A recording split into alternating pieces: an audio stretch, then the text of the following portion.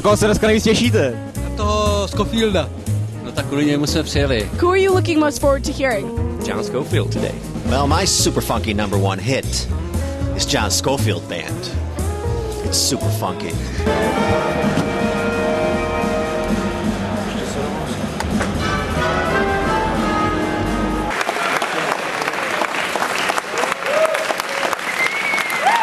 This is for John. John, it's a great honor. Dziękuję, dziękuję.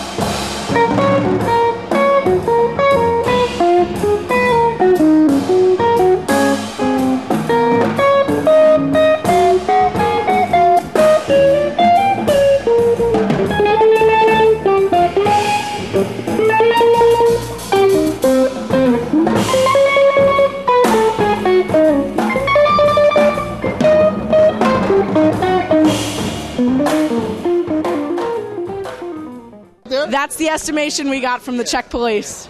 I'm glad I didn't know. I would have been nervous. I didn't notice. And that felt great to play for whoever was out there. Well, it was awesome hearing you. What inspired Satisfaction, may I ask? Well, you know, it's a song I've always known since I was a little kid. And it was one of the first songs I ever learned to play the guitar with don't, do, do, do. And one day, Bill and I were jamming, our drummer, Bill Stewart, and he started to play this beat, and I started to play it, and I thought, why not bring it back?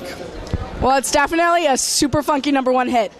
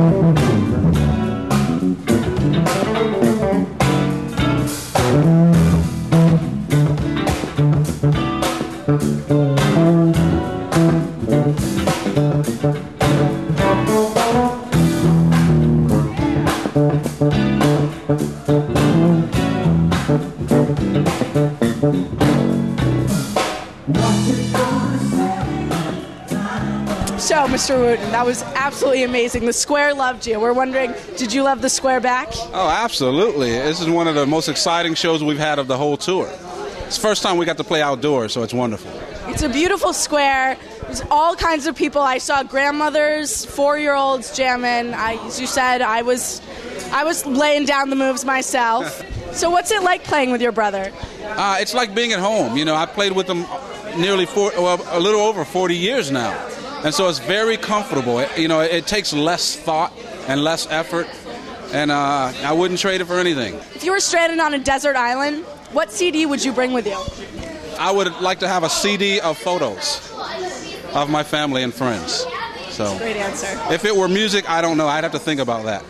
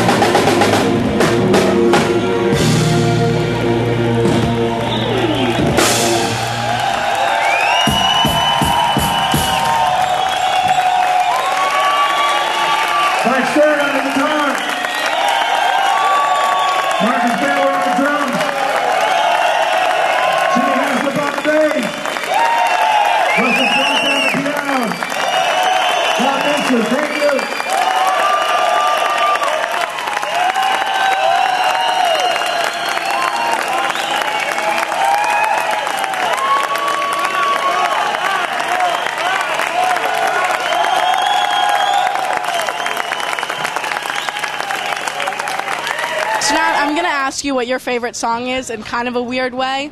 So, what's your favorite super funky number one hit? You mean any band All or time, any genre. It could be Britney Spears, could be Bach. Well, James Brown, had I Feel Good is like a classic all-time super funky hit. Tower of Power, Oakland Stroke, super ridiculously great. Steely Dan had some wonderful songs. Wow. Wow. You know what? There's a gospel artist named Ty Tribbett. Something different for you to check out. There's a song called Victory on, what is the name of the album? Can't remember, but Ty Tribbett. And the name of the song is Victory. When you hear it, it's very funky. Check it out. What's your super funky number one hit? Super funky number one hit? Exactly. Exactly. I don't know. I don't have a favorite song. There's so many I love. Maybe it was the last song of the set. It was Mike's tune, Chromosome. I think that's a super funky. You can say it better than super funky number one hit. Well, on this tour, I think it's the second tune we played, I Wonder, where Mike becomes Jimi Hendrix on stage. That's our super funky number one hit. I agree. That's one of my favorite super funky number one hits. Super funky number one. Our last city, the title is Papua.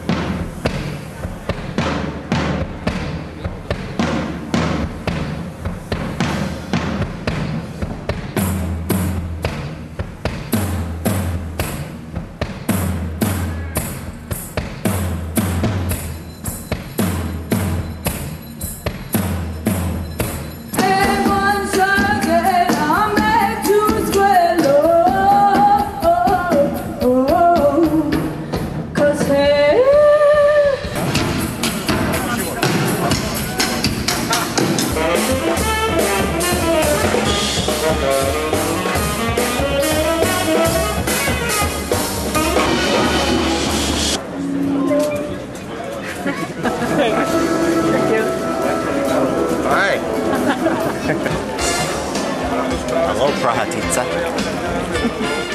The crowd really loves you here in Czech Republic. They're always dancing and clapping in every city we've been in. How do you feel about Czech Republic? I guess I just want to be in the crowd as well and dancing and cheering. Yeah. But it seems like they have really big hearts because they're so enthusiastic, and I mean, this is a free festival and so many people show up and just enjoy themselves, and that's fantastic. I mean, we never seen that in Sweden or in the Nordic countries. People are so reserved there. Here people are more wild. We want to go crazy, kind of. So how did you come up with your name? A name is, I don't know, you I guess you're born with a name. And our band was born with that name. Yeah. No way. I mean, we're a small group, so we wanted to have a big and beautiful name. So, as a duo, what are the dynamics like on stage? The dynamics. It's a lot of silence that you have to be aware of, and if he does, it can be really beautiful. With yeah.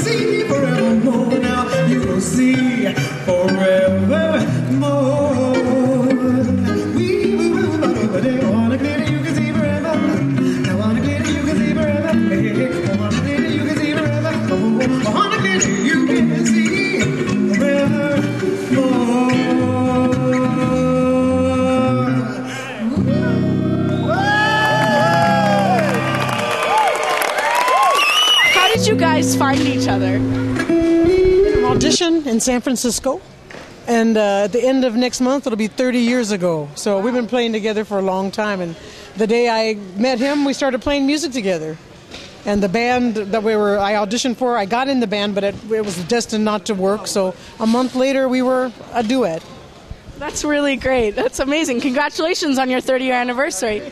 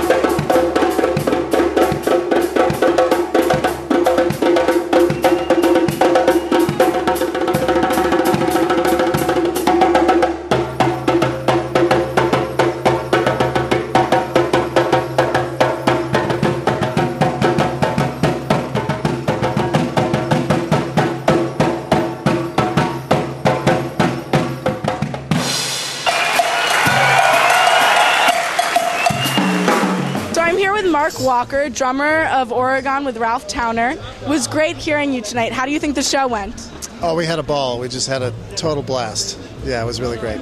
So when did you first start playing the drums? I started tapping on tables when I was 10, and I drove my parents crazy, and they finally bought me a set. They had no choice. Now, when did you first pick up the bass? I was 13 when I did that. And yes, I did it then, and now I'm 66, and so I've been holding it for a long time. How did you get attracted to the bass instrument? Well, I played the piano first, and I liked the piano, but there was something about the bass because you could stand up behind it. You could hide behind it, and so I took it. It's the size of two other human beings, and so it's a nice feeling. Yeah. Yeah. My dad was a musician, and my mother was a musician, and we had a nice record collection, so I listened to a lot of big band jazz. And then as things went along, I started hearing more modern stuff, and I really got involved with it at that point.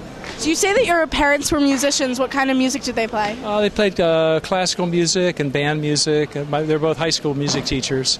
So my toys were always musical instruments. You know, I'd play around in the band room after school and try everything, the bass, clarinet, all the horns. It was really fun. And I sort of like growing up in a toy box. Now, I have to know, how long did it take you to develop your personal sound? Oh, that's a good question, actually. Well, it takes a long time, I think. I started very late on the guitar when I was 22, so playing just classical, studying classical guitar. And I was already kind of a jazz player, and I was developing that independently from the guitar. And slowly, I started writing a lot of music. I mean, that's one way to get an identity, is to write your own music. What turned you on to the guitar? It's sort of weird. I was graduating in music composition, in classical composition, and I heard a psychology student who was playing classical guitar. This is my senior year in university, believe it or not. I thought, I think I really want to learn this instrument. And so then I lived in Vienna. I moved to Vienna and studied in Vienna, and that's where I learned the classical guitar. Well, I mean, you're definitely amazing on a guitar as well as a piano. Oh, thank you. But the piano's kind of... No. There's so many great piano players. I feel a little embarrassed sometimes. Come on. Now, so many jazz musicians today look up to you as one of the greatest idols. Is this true? Totally true. Swear on my life. A little bit. I think people are kind of kidding me when they say that. No, my dad is definitely one of them. So, yeah, but he's an old buddy, so he doesn't count, you know. He totally counts. They are a fantastic band.